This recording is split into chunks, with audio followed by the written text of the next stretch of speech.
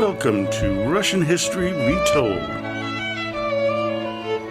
Episode 335, The Cold War, Part 4.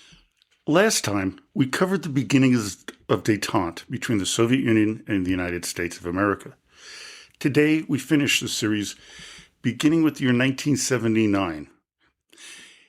That year was very interesting in the Cold War. Under January 1st, under President Jimmy Carter, the United States and China finally normalized diplomatic relations. In May, another proxy war broke out in El Salvador. This civil war pitted a pro-communist faction backed by the Soviet Union and Cuba versus the existing government backed by the United States. This conflict would last 12 years. One of the highlights of the year was the signing of SALT II, in which American and Soviet negotiators worked from 1972 to 1979 that sought to curtail the manufacture of strategic nuclear weapons. It was also meant to stop the development of new missile systems and nuclear weapons. Debate began in the United States Senate to either approve or disapprove the agreement. President Carter rescinded the signing as it was disclosed that the Soviet Union had a combat brigade stationed in Cuba. The agreement was voted down in the Senate due to the 1980 Soviet invasion of Afghanistan, but both sides abided by it until its term ran out on December 31st, 1985. In Nicaragua in July, Marxist-led Sandinista revolutionaries overthrew the U.S.-backed Somoza dictatorship. The Contra counter-revolutionary movement would begin with the support of the U.S. government. It would soon precipitate the Iran-Contra affair that would haunt the soon-to-be incoming presidency of Ronald Reagan. The insurgency against the Sandinista government would last from 1979 until 1990 and was one of the highest-profile conflicts of the Cold War. The big news of that year was on December 25th when the Soviet Union invaded Afghanistan, beginning the Soviet-Afghan War. It would last for 10 years and would be one of the factors in the dissolution of the USSR in 1991 due to the economic strain it put on the country. U.S. President Carter would impose a trade embargo on the Soviet Union, and it would lead to a 66-nation boycott of the 1980 Summer Olympics in Moscow. They, in turn, would retaliate 4 years later by boycotting the Olympics held in Los Angeles. Now, as an aside, when I got my first apartment in New York, my next-door neighbors were a group of Afghani rebels who were selling hashish to fund their fight against the Soviet army. Now, they were a pleasant bunch of men who told me and my roommate that they were protected by the U.S. government. At the time, we pretty much thought they were full of it, but with my research for this episode, I no longer doubt their claim. With the presidential election victory of Ronald Reagan in 1980, a new act in the Cold War would begin. It would also see the death of a major thorn in the side of the Kremlin, Yugoslavian leader Josip Broz Tito. He led the Yugoslav government for 35 years, since 1945. In July, the U.S., through the CIA, President Carter would initiate Operation Cyclone, which was a program to fund the rebel forces known as the Mujahideen in Afghanistan. It would later become a part of something known as the Reagan Doctrine, which was meant to overwhelm the global influence of the Soviet Union. It not only targeted Afghanistan, but also Soviet-backed pro-communist governments in Africa, Asia, and Latin America. It was part of the plan to win the Cold War. It was also under this doctrine that President Reagan would call the Soviet Union part of the quote-unquote evil empire. Columnist Charles Krauthammer would say the following about the Reagan Doctrine, quote, I basically came to the conclusion the Soviets had overextended their empire, and they were getting what the West had gotten with its overextended empire decades before, a reaction. They got a rebellion, they got resistance. And the Soviets were now beginning to feel it. And the genius of Reagan, although I don't think they had a plan in doing this, is he instinctively realized that one of the ways to go after the Soviets was indirect. And that is, you go after their proxies. You go after their allies. You go after their clients. Or even in Afghanistan, you go after them directly. So that's what I called the Reagan Doctrine. It was sort of the opposite of the Brezhnev Doctrine, which whatever we control, we keep. And Reagan was saying, oh no, you don't. The year of 1980 also saw the first cracks in the control of the Soviet Union over their Warsaw Pact neighbors, with the signing of the August agreements between the Polish government and striking dock workers led by strike leader Lech Walesa. It would lead to the creation of the trade union Solidarity, which became an important landmark towards the eventual end of communist rule in Poland. In 1991, two non-Cold War events shook the world. First was the assassination attempts on Ronald Reagan on March 30th and on Pope John Paul II on May 13th. The following year saw an increase of pressure on the Soviet Union. First, what would be called the, quote, Great Basin Initiative, unquote. Its goal was to prevent the overthrow of governments in the region backed by the Soviet Union and any other communist power. The second was the signing of PL 97-157 by President Reagan, denouncing the government of the USSR, demanding that it cease its abuses of basic human rights of its citizens.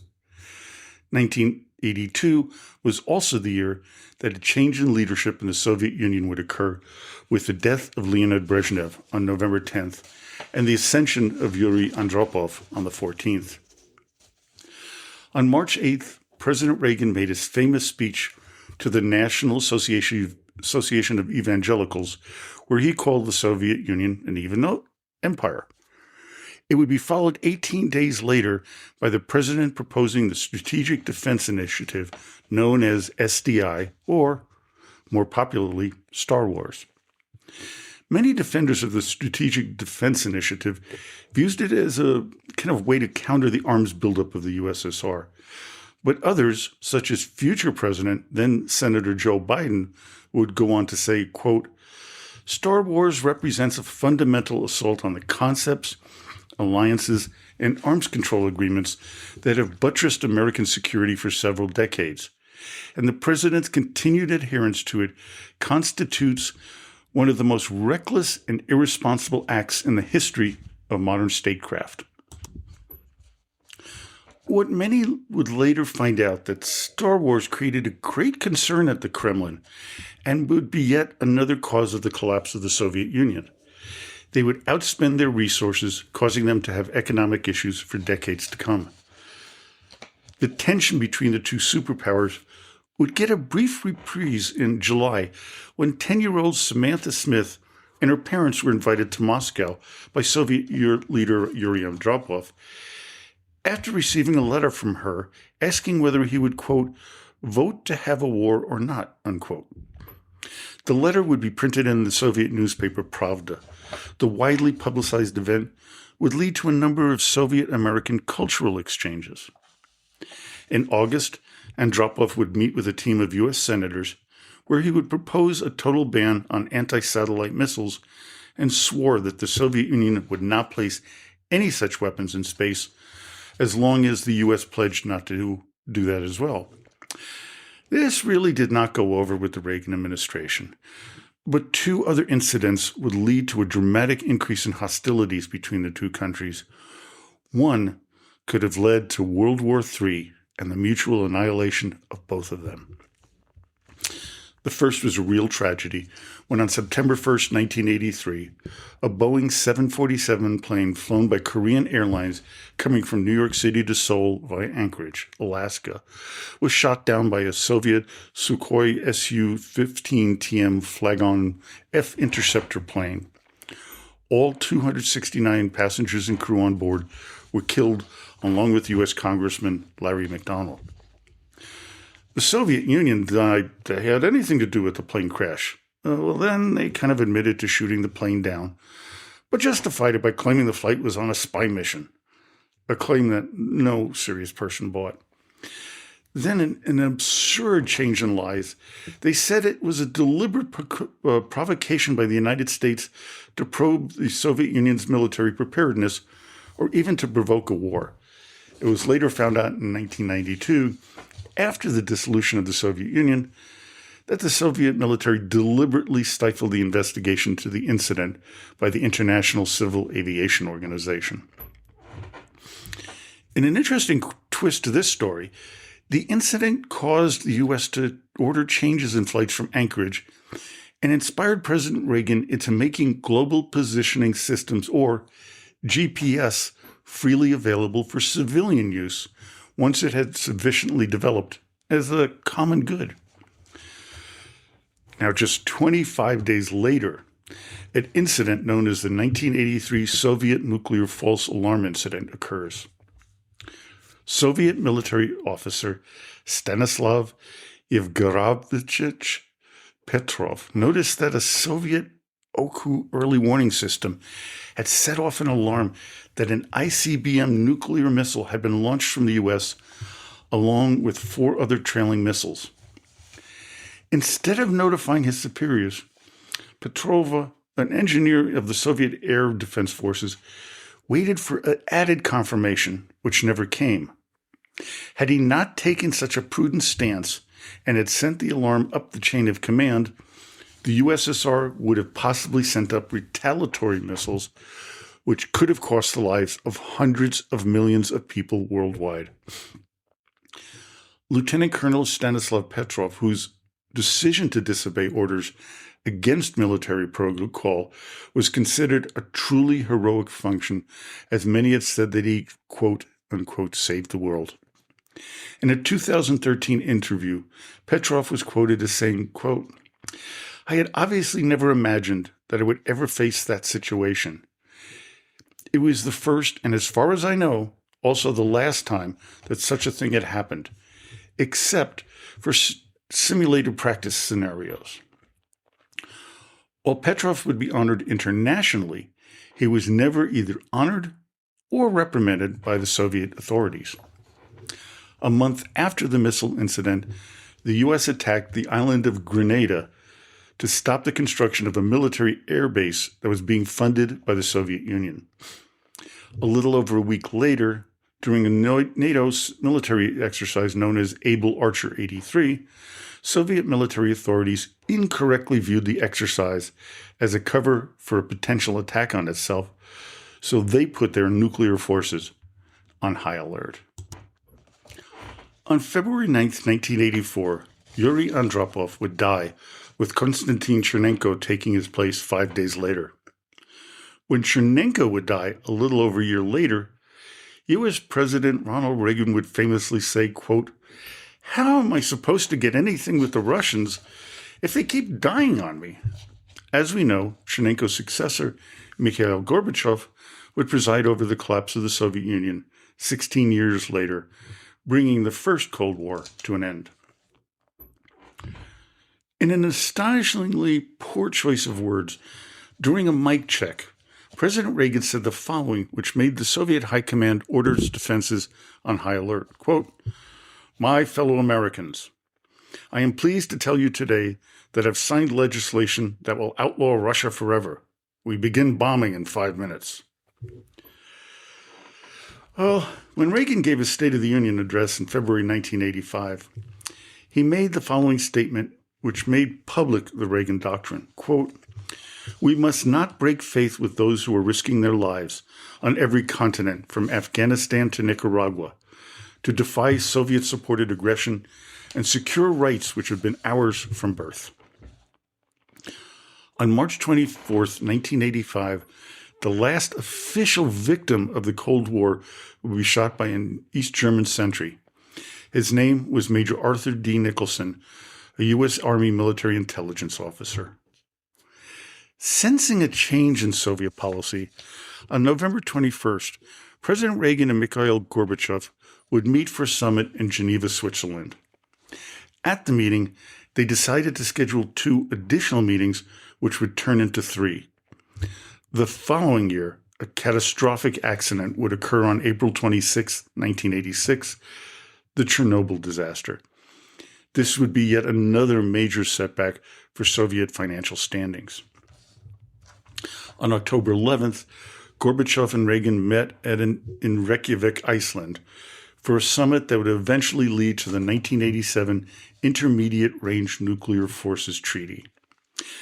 This was an important event for Gorbachev as he realized how tenuous things were financially for the USSR. He needed to ease military spending, and the only way to conduct that was to reduce the threat posed by the United States. While Gorbachev wanted to limit the talks in Reykjavik to arms limitations, Reagan wanted to include talking about the war in Afghanistan, human rights, and the emigration of Jews and dissidents. This led to an eventual collapse of the summit, but still it would set up the groundwork for an eventual agreement to reduce the threat of a nuclear war. It is also around this time that the idea of perestroika was introduced to the Soviet Union and the rest of the world. The word perestroika literally means restructuring, and that refers to Gorbachev's belief that the Soviet Union needed a complete restructuring of its political economy after Brezhnev's era of stagnation. When I did one of my episodes about Gorbachev, I mentioned that when he asked Yuri Andropov if he could see the financial statements of the Soviet Union, he was told that it was basically beyond his pay grade. So, when he became the leader of the USSR, he finally got to see how horrible the financial situation was and knew that he had to do something drastic, and a simple reform program wasn't going to cut it. On December 8, 1987, Gorbachev and Reagan signed the Intermediate Range Nuclear Forces Treaty, which banned all nuclear and conventional ground-launched ballistic missiles, cruise missiles, and missile launchers with ranges of 1,000 to 5,500 kilometers, or 620 to 3,420 miles, which was intermediate range, and 500 to 1,000 kilometers, 310 to 620 miles, known as shorter range. This is where we begin to see the parts of the restart of the Cold War, this time between Russia and the United States. On October 20th, 2018, President Trump decided to withdraw the U.S. from the treaty, citing Russian noncompliance. The U.S. would suspend the treaty on February 1st, 2019, with the Russians suspending it 2 days later. The United States formally withdrew from the treaty on August 2nd, 2019, with Russia announcing it will no longer abide by the treaty 6 years later on August 4th, 2025. The Cold War would begin to ease in 1988 after a meeting between Gorbachev and Reagan in Moscow at the end of May. When asked if he still believes that the Soviet Union is an evil empire, Reagan replied that he was talking about, quote, another time, another era. In December, in a speech to the United Nations General Assembly that absolutely shook the world, Gorbachev announced that the Soviet Union will no longer militarily interfere with Eastern Europe. This would bring hope to many in the West that Europe could reunite again, but it sent shivers down the communist leaders in the East. They were feeling abandoned and, quite honestly, in fear for their lives. In February 1989, the Soviet Union withdrew their troops from Afghanistan, which would begin one of the most tumultuous years in the history of the Cold War. In the election in Poland in June, the trade union Solidarity would win every single seat in parliament and all but one in the Senate. This would effectively end communist control of the country. In Hungary, Czechoslovakia, Bulgaria, East Germany, and Romania, they saw their communist rule come to an end.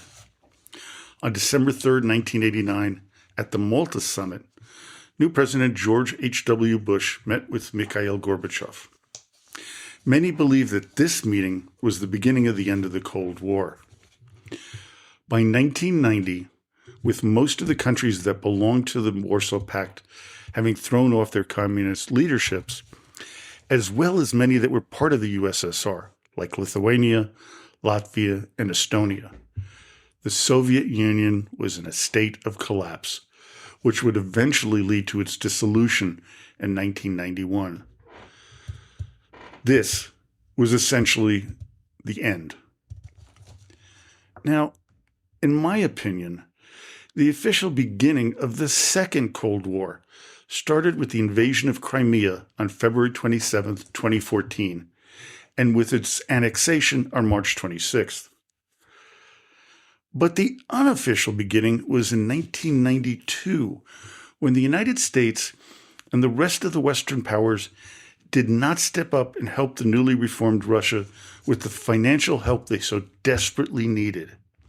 I mean, they were wanting the West going, hey, listen, we're reforming, we're becoming more democratic, we're becoming capitalistic, give us a hand.